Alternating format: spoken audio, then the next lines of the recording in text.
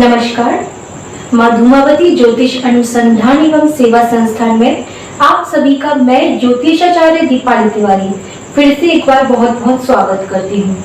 और आज मैं जिस विषय पर बात करने वाली हूँ बहुत ही रहस्यमय और अद्भुत कथा माँ धूमावती की मैं आपसे शेयर करूंगी। उम्मीद है आप सभी को ये पसंद आएगी। दोस्तों, वैसे तो मैं हमेशा आपसे कई सारी चीजें शेयर करती रहती हूँ, लेकिन आज माँ धूमावती के बारे में सबसे महत्वपूर्ण जानकारी और कथा मैं आपसे शेयर करने वाली हूँ। और वो कथा है माँ धूमावती की 1962 का जो हमारा भारत और चीन का युद्ध हुआ था, उसको जिताने में माँ धूमावती की अहम भूमिका थी। और ये हो सकता है आप में से कई लोगों को बहुत अच्छे से इस बारे में जानकारी हो, और जिन लोगों को नहीं है ये हमारा दुर्भाग्य है, क्योंकि हमारी संस्कृति, हमारे धर्म, इन पर हमेशा प्रश्न उठते रहते हैं। लेकिन अगर ये कथा अगर किसी को बताई जाए तो फिर ये प्रश्न ही खत्म हो जाएंगे। अक्सर लोग मुझे सुनने में आता है कि आप माँ धूमावती साधिका हैं, माँ धूमावती है कौन? ये प्रश्न जब मैं सुनती हूँ तो यही कथा मुझे सबसे पहले उस इंसान को बतानी चाहिए। तो चलिए शुरू करते हैं। नमस्कार। तो चलिए शुरू करते हैं माँ धूमावती की भारत और चीन युद्ध की 1962 की कथा। दोस्तों, ये जो मैं आज कथा आपको बताने वाली हूँ, ये मैंने उस समय जो जन थे उनके कथित रूप में उनसे सुनी हुई है, क्योंकि उस समय एक कालिंदी नाम की मैगजीन छपा करती थी। उसमें ये कथा बकायदा पूरी छपी हुई थी स्वामी जी महाराज के द्वारा। अब शुरू करते हैं। मैं बताती हूँ स्वामी जी महाराज कौन थे। ऐसा कई ग्रंथों में हमें मिलता है कि दतिया, मध्य प्रदेश के दतिया शहर में पीताम्बरा बगलामुखी पीठ जो है, उस प्रांगण में माँ धूमावती और माँ बगलामुखी पीताम्बरा माता जिनको बोलते हैं, दोनों साथ में विराजमान हैं। इस सिद्ध पीठ को ऐसा बोला जाता है कि शमशान भूमि पर बना हुआ है। और माँ बगलामुखी और माँ धूमावती दोनों ही तांत्रिक विद्याएं हैं जो 10 महाविद्याओं में आती हैं। सप्तम माँ धूमावती और अष्टम माता बगलामुखी पीताम्बरा बगलामुखी जिनको बोलते हैं, दोनों सप्तम और अष्टम विद्याएं दोनों माता महाविद्याओं में आती हैं। ये तांत्रिक विद्याएं हैं। और महाविद्याओं की कथा मैं पहले वीडियोस में आपके साथ शेयर कर चुकी हूँ। तो शमशान भूमि पर जब किसी सिद्धपीठ, तांत्रिक सिद्धपीठ को बनाया जाता है तो वो बहुत प्रबल और प्रचंड हो जाती है।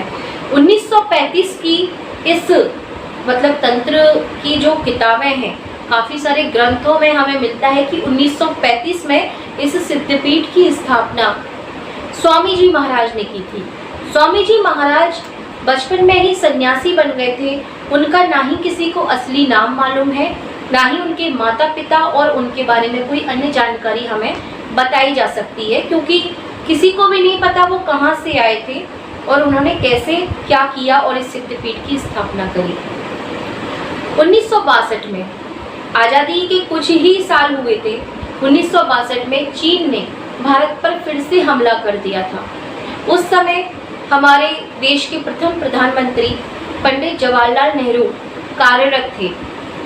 उन्होंने जब देखा कि चीन बहुत ज़्यादा हावी हुआ जा रहा है भारत में, वो अंदर तक घुस आया है और अक्साई चीन उसने अपने कब्जे में ले लिया है और वो लगातार आगे बढ़ता जा रहा है, तब पंडित जवाहरलाल नेहरू हर तरफ से देशों से मदद मांगते हुए उन्होंने सब कुछ हथकंडे अपनाए, लेकिन फिर भी ऐसा लग नहीं रहा था कि भारत अपनी रक्षा करने में कुछ भी संभव हो पाएगा।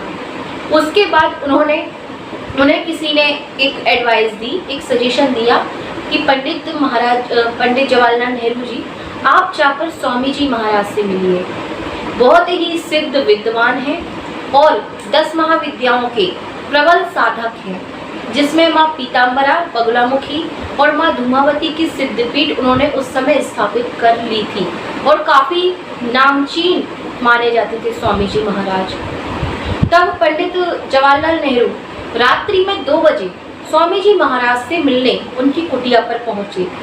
तब जो मंदिर का प्रांगण था बहुत ज़्यादा डेवलप नहीं हुआ था। उस समय छोटी मोटी कुटिया में और एक साधारण सी यज्ञशाला वहाँ पर बनी हुई थी, वो भी बहुत छोटी कच्ची बोल सकते हैं हम।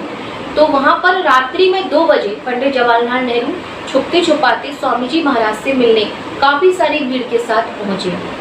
स्वामी जी महाराज का नियम था, जब वो रात्रि में 11 बजे अपनी कुटिया में जैसे ही एंटर करते थे, जैसे ही वो उसमें जाते थे, सुबह 4 बजे से पहले नहीं निकलते थे, क्योंकि वो 10 महाविद्या साधक थे, तांत्रिक साधक थे। रात्रि में सारी रात वो साधना करते थे। तो 2 बजे पंडित जवाहरलाल नेहरू, हमारे प्रधानमंत्री जी, जिन्हें हम चाचा नेहरू बोलते हैं, उन्होंने महाराज जी के दरवाजे पर जाके, कुटिया के आगे उन्होंने दरवाजे को बजाया। तो अंदर से आवाज़ आई, कौन है? तो चाचा नेहरू ने, पंडित जवाहरलाल नेहरू ने जवाब दिया कि मैं पंडित जवाहरलाल नेहरू, इस देश का प्रधानमंत्री, आपसे मिलने आया हूँ, कोई ज़रूरी कार्य है। उन्होंने कहा सुबह 4 बजे के बाद आना। तो पंडित जवाहरलाल नेहरू जी के साथ जो भीड़ थी वो खुद अचंभित हो गई कि आखिर अंदर ऐसे कौन महान व्यक्ति हैं जो प्रधानमंत्री से भी मिलने के लिए बोल रहे हैं कि आप 4 बजे बाद आना, सुबह 4 बजे के बाद।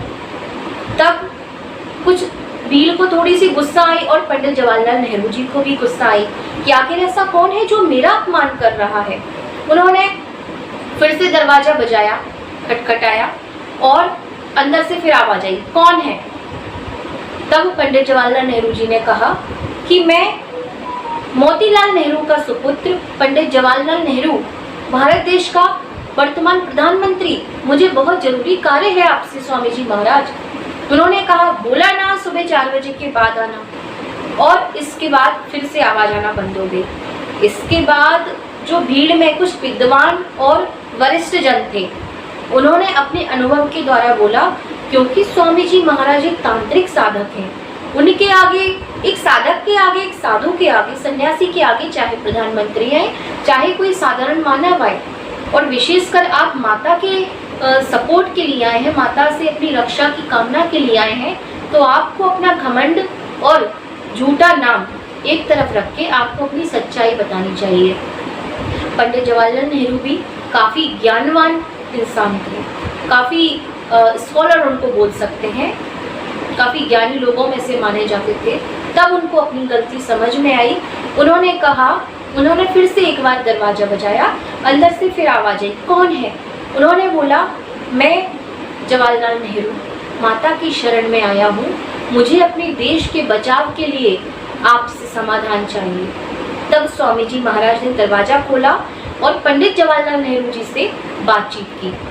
उस बातचीत में पंडित जवाहरलाल नेहरू ने कहा कि स्वामी जी महाराज, आपका बहुत नाम सुना है, अब हमारा देश केवल आपके और माता के भरोसे है।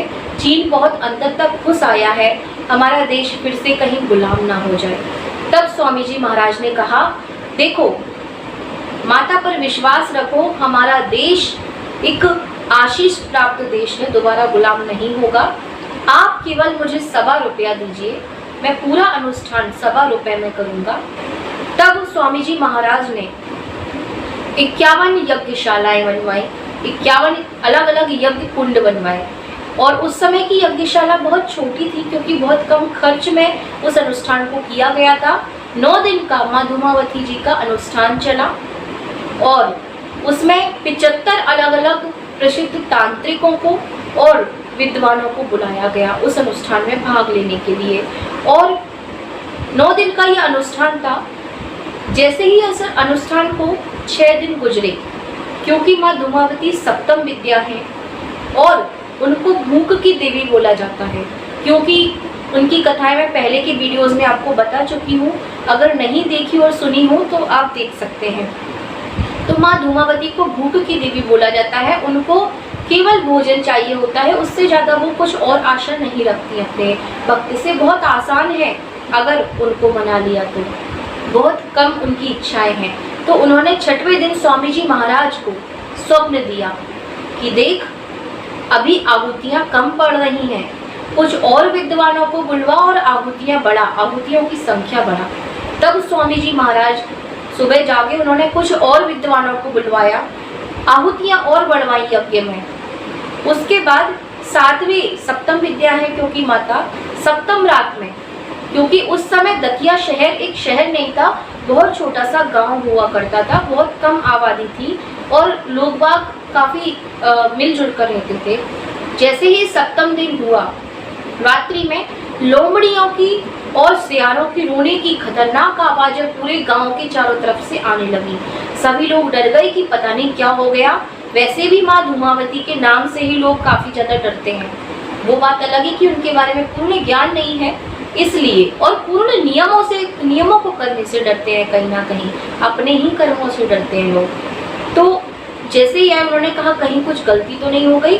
सभी आधी रात में ही स्वामी जी महाराज के पास दौड़ते हुए आए कि स्वामी जी महाराज, ये आखिर अपने गांव के चारों तरफ हो क्या रहा है? चारों तरफ से गिद्ध, सियारों और लोमड़ियों के रोने की आवाज क्यों आ रही है? तब स्वामी जी महाराज ने कहा, क्या बात है, इसका मतलब हमारा अनुष्ठान सही चल रहा है, सही दिशा में है, क्योंकि अनुष्ठान के 2 ही दिन बचे थे और लोमड़ियों की और गिद्धों की आवाज जब आती है तो ये धूमावती माता के प्रसन्न होने की निशानी मानी जाती है। 8वीं रात्रि में, जैसे अनुष्ठान के 8 दिन कंप्लीट हुए, 8 दिन पूर्ण हुए, अष्टम रात्रि में स्वामी जी महाराज को स्वप्न में माँ धूमावती ने कहा कि चल उठ, मेरे साथ चल। तो स्वामी जी महाराज ने नींद में ही माता से कह दिया, नहीं माँ, मुझे बहुत नींद आ रही है, मैं अभी नहीं उठना चाहता, मैं अभी सोऊंगा। और ये कहकर स्वामी जी महाराज सो गए। और सुबह जब स्वामी जी महाराज की आंख खुली तो 9वां दिन था और पूर्णाहुति होने ही वाली थी। पूर्णाहुति से पहले ही चीन की सेना ने युद्ध विराम की घोषणा कर दी थी। चीन देश ने युद्ध विराम की घोषणा कर दी थी। तो सभी लोग अचंभित हुए, पंडित जवाहरलाल नेहरू जी भी। और जब हमारे मीडिया कर्मी, हमारे मीडिया से कई लोग वहाँ पर गए, क्योंकि वो अक्साई चीन से पीछे हट चुके थे, पूरी सेना रातों रात चीन ने अपने युद्ध विराम की घोषणा कर दी। जब वहाँ के कुछ सैनिकों से कारण पूछा गया कि आखिर ऐसा क्या हुआ जो आपके देश ने युद्ध विराम की घोषणा करी, तब उन सैनिकों ने कहा कि रात्रि में हमें रथ पर बैठी एक बूढ़ी महिला ने इतने हंटर मारे कि मार मार कर हमें पता ही नहीं चला कि हम कब अपनी सीमा के अंदर आ गए, भारत की सीमा को छोड़ते हुए चीन की सीमा के अंदर आ गए। ये बहुत अचंभित करने वाली बात है। और ये सिर्फ कथा नहीं है, ये आप गूगल पर सर्च कर सकते हैं। मैं सारे प्रूफ्स आपको दिखा रही हूँ इस वीडियोस में। आप बाकायदा गूगल पे जाइए, आपको पुराने अगर कोई न्यूज़पेपर मिल जाए तो वहाँ भी। कालिंदी मैगजीन में मैंने खुद से ये इंटरव्यू स्वामी जी महाराज के बारे में पढ़ा था। और ये जो स्टोरी मैंने आपको बताई है मनगढ़ंत नहीं है, ये उसी समय जन्मे एक दादाजी हैं जो मेरे जान पहचान के हैं, उन्होंने मुझे ये पूरी कथा विस्तार से सुनाई है। अदरवाइज शायद मैं इतना डिटेल में आपको नहीं बता पाती। मैंने इस कथा के पीछे काफ़ी रिसर्च भी की है और जो भी सच्चाई थी आपके सामने रखी है। काफ़ी सारे प्रूफ्स भी मैंने इस वीडियो में दिखाए हैं आपको। तो उम्मीद है इससे आप समझिए कि हमारे देश की संस्कृति कितनी महान है और विशेषकर माँ धूमावती कितनी प्रबल है। वो अपने भक्तों की 9 ही दिनों में उन्होंने पूरे राष्ट्र महायज्ञ, इसको बोला गया था, स्वामी जी महाराज ने कहा था कि राष्ट्र रक्षा महायज्ञ हम करेंगे 9 दिन का। राष्ट्र रक्षा 9 दिनों में ही हो गई। अतः माँ धूमावती का पूजन ध्यान कभी भी विफल नहीं होता। केवल आप में इतनी शक्ति होनी चाहिए कि आप उनका सेवा कर सके। वैसे भी हम एक साधारण मानव है, हम इस लायक नहीं है, केवल हमें विश्वास होना चाहिए पूर्ण। तो उम्मीद करती हूँ आज का ये वीडियो आप सभी को पसंद आएगा और मेरे द्वारा ये बताई हुई जानकारी, क्योंकि मैं खुद माँ पीताम्बरा बगलामुखी 10 महाविद्या और माँ विशेषकर माँ धूमावती की साधिका हूँ। उम्मीद करती हूँ दोबारा कोई मुझसे ये नहीं पूछेगा कि माँ धूमावती कौन है। और अगर किसी को जानकारी ना हो तो आप मेरी इस वीडियो को लाइक करें, शेयर करें, सब्सक्राइब करें। और कोई भी आपके सुझाव हो या प्रश्न हो, आप कोई भी मार्गदर्शन मुझसे चाहते हैं, हमारा माँ धूमावती ज्योतिष अनुसंधान एवं सेवा संस्थान एक रजिस्टर्ड संस्थान है और हम ज्योतिष में वैदिक ज्योतिष और मॉडर्न ज्योतिष दोनों में, महावास्तुशास्त्र, चाइनीज फेंगशुई, चाइनीज ये हमारा दुर्भाग्य है कि फेंगशुई का चाइनीज़ में ज़्यादा डेवलपमेंट हो गया, इसलिए अब उसको चाइनीज़ फेंग शुई बोला जाता है। हस्तशास्त्र, फेस रीडिंग, हस्तरेखा, इसके अलावा क्रिस्टल हीलिंग, मेडिटेशन और भी बहुत सारी विधाओं में अगर आप कोई भी मार्गदर्शन मुझसे चाहते हैं और विशेषकर तंत्र में, तो आप मुझे दी हुई जानकारी पर कभी भी संपर्क कर सकते हैं। आपको बाकायदा समाधान भी मिलेगा और आपका विश्वास भी इसमें बढ़ेगा। उम्मीद करते हैं आपको ये जानकारी पसंद आएगी। इसी के साथ जय माँ धूमावती, जय बाबा महाकाल।